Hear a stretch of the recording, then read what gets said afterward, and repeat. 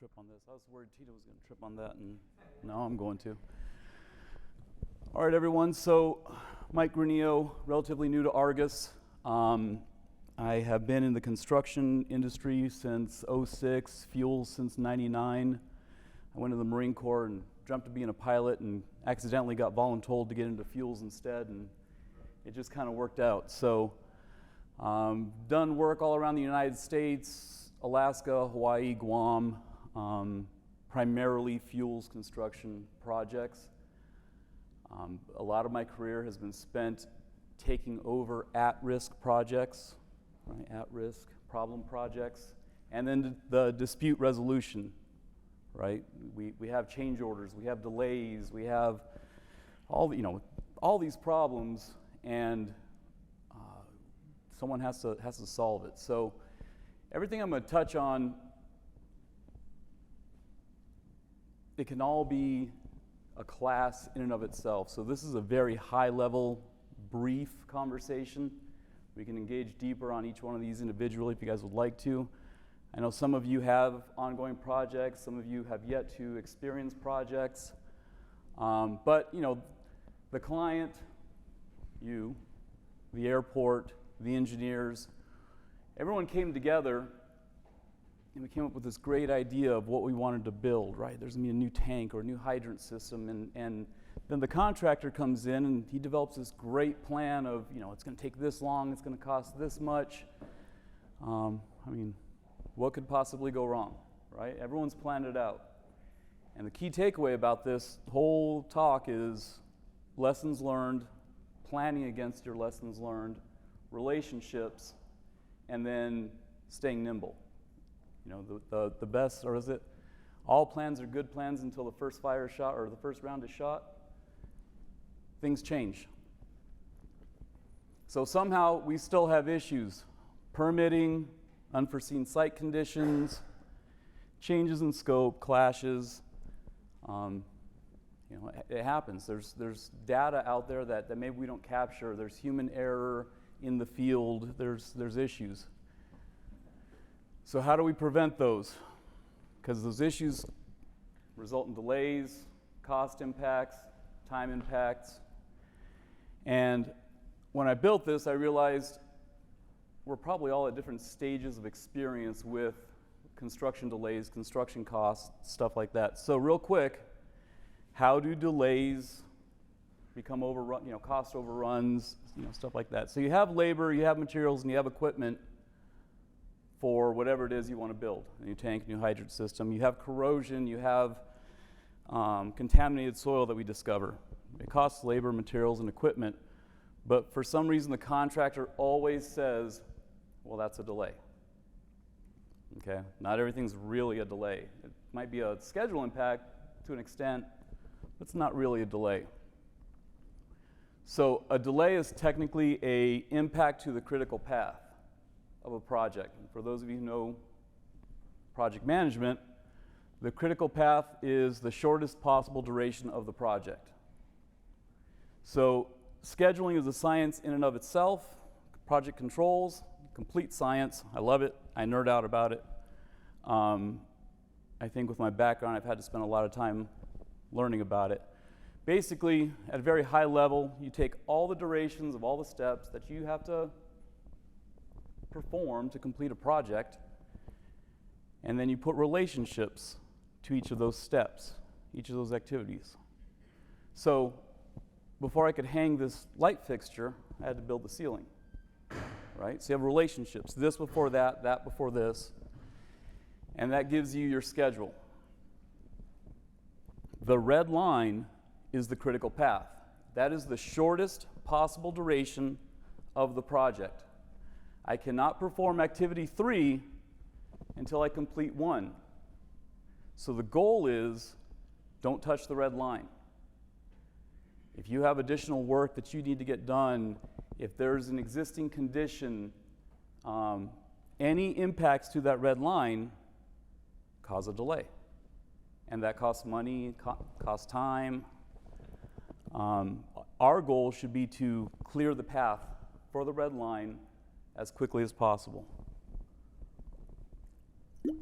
All right, back to the issues. So credit to HBO and George R.R. Martin for this one, but and Pixar.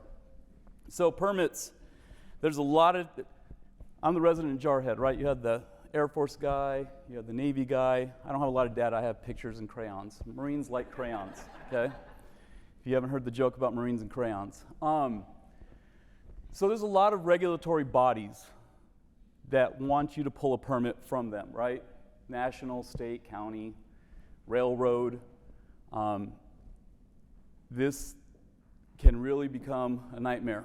Even the World Bank came out and said that, the ambiguity of the permitting laws can lead to delays, disputes, confusion, and they've recognized this, and they're putting out, especially with third world countries and whatnot, where they're trying to develop more infrastructure, trying to make sure that they put permitting laws in place that make sense. The key to this is going to be, build your team early. And I'm going to repeat this several times. Build your team early. You have an idea for a project, bring in the engineer, bring in the contractors, start planning from the beginning. Have a relationship, talk through everything. That way you can, phase your design and apply for permits as you go. Some permits require the contractor apply, not necessarily the engineer or the owner. Consider bringing in a permit expediter, someone who already has relationships with the city, someone who has lunch with the permit review guys every Friday. It's an investment, but it's kind of worth it. Unforeseen site conditions. Regardless of how good your as-builts are, or how many times you walk your facility, there's always seems to be something that no one could find. This is obviously an extreme photo. Did your airport used to be a military installation? You may not have UXO, but in the advent of the aviation age, those airfields, a lot of the military guys back then just took chemicals and poured it out into the dirt. So then when I go to dig a trench to lay a pipe, and my crew gets hit with fumes and we don't know what it is, that shuts everything down. I got to find out what in the world's in that soil. What is there? That's an extreme case. CSNs, do you have a tank next to the ocean? Ocean spray being carried by the wind, the salts, gets on the surface of the steel, the pipes, the tank, gets inside the tank. All right, I recently wrapped up 2 tanks in Guam, and the roof structure where the overflow vents were completely corroded out because the ocean spray was getting in there. All right, and then obviously John spoke to corrosion. Everyone here is familiar with contaminated soils. It's important that we get out there and we do our homework ahead of time. Make sure you're performing your API 653s, your 570s. If you have areas that you're not sure what's in the ground, maybe run some GPR, ground penetrating radar, see what's down there. And then, to Tina and the Admiral's point, as-builts. If you have a lot of ongoing projects or a lot of projects in general at your facility, and you have multiple sets of as-builts, are they accurate? Are they up to date? Are they consolidated into one document where you can turn those over to us at design time and we know what's out there? If not, it might be worth updating them. Changes after award. We're going to add gates, and we may not have enough pumping power. So let's go ahead and add some pumps too.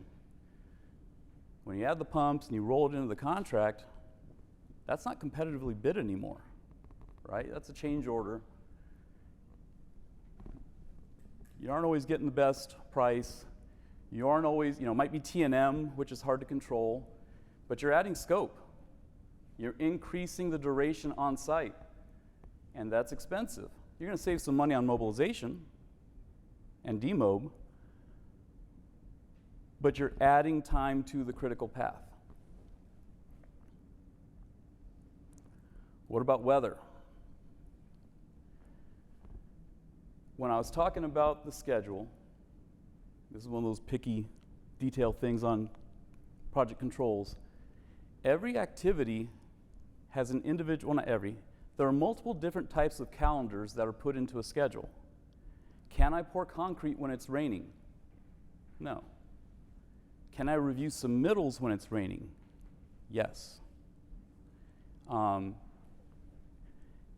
You have to have weather calendars that are accurate for the region that you're in, and you have to come to an agreement ahead of time on what is an acceptable amount or permissible amount of weather.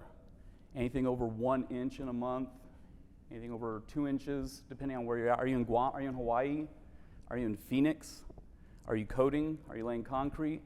There's different factors to take into consideration there. You're going to have weather delays. It's going to happen. The weather needs to be built into the schedule ahead of time, and we all need to make sure that it's built in ahead of time and accounted for, so in that way the contractor doesn't always just say, hey, it's a weather delay. I had one day where I missed work. Clashes.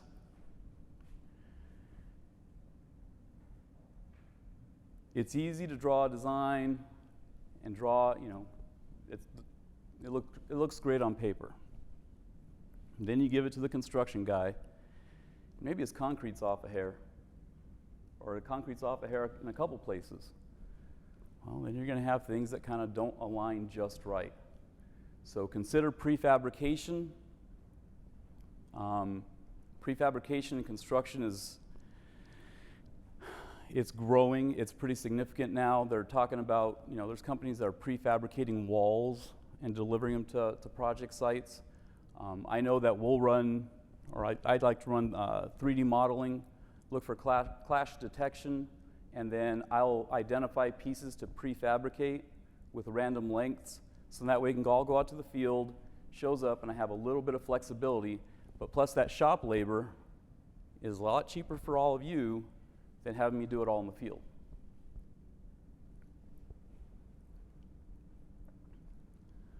So investigate the sites, run 3D modeling, prefabricate. Quality control, huge issue in construction, huge issue with costs, huge issue with delays. You can have subpar welding, you can have poor concrete placement. There's a lot of different, there's a lot of things that can go wrong in the field, but the important thing to have is a on-site representative, someone who's looking out for your best interests. Make sure you have your third-party inspections like the coders. Have a NACE inspector come out and check and make sure that when they're inside the tank, they actually are blasting, getting their anchor profile, putting down the mils of thickness at the rate they're supposed to in the recoat windows, so you have a good quality coating product at the end. And perform a scope gap analysis. Contractors, this is contractor confessional, contractors read the drawings. I've been doing this for 20 or 30 years this way. I've seen it all. Just show me the drawings. They don't read the specs. They never do. So we have to go through every spec section and make sure, did you pick this up? Do you have that picked up? If you don't, you either need to add it or you need to add it to a risk register. Okay, and ask the contractor, what's on your risk register? What do you have? How did you build it? What did you account for? Have them share it with you. If I was a contractor, especially on a GMAX, I'd share my risk register. That way you knew exactly what I had in the contract and what I don't. It makes change orders a lot easier. All these problems lead to budget overruns, right? And like I said, this is very high level. I know we've been doing this for 24 hours. Consider building your team early. Construction's all about, there's a human factor to construction, a very human factor. It's not data, it's not science, it's not math, there's people. Build your team early, have your relationships. A design build project versus a design bid build, you save about 33% of your costs, roughly, on average, according to like Penn State or something like that. You have like 6% less change orders. But delays cost time, money, energy. Do your homework, coordinate early, and stay flexible.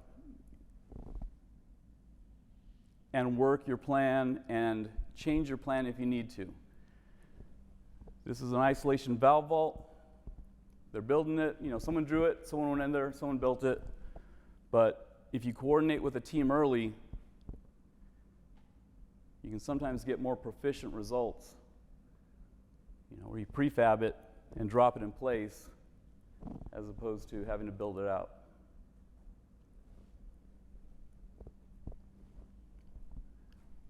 That was very quick because I know that we're we're eager to get to our planes. Any questions? All right, that's my contact information. Please feel free to reach out if you guys have any more questions or if anything ever comes up. Like I said, I'm not an attorney or a lawyer, but I've spent a lot of time dealing with conflict resolution on construction projects. So we're definitely here to help out in any way we can.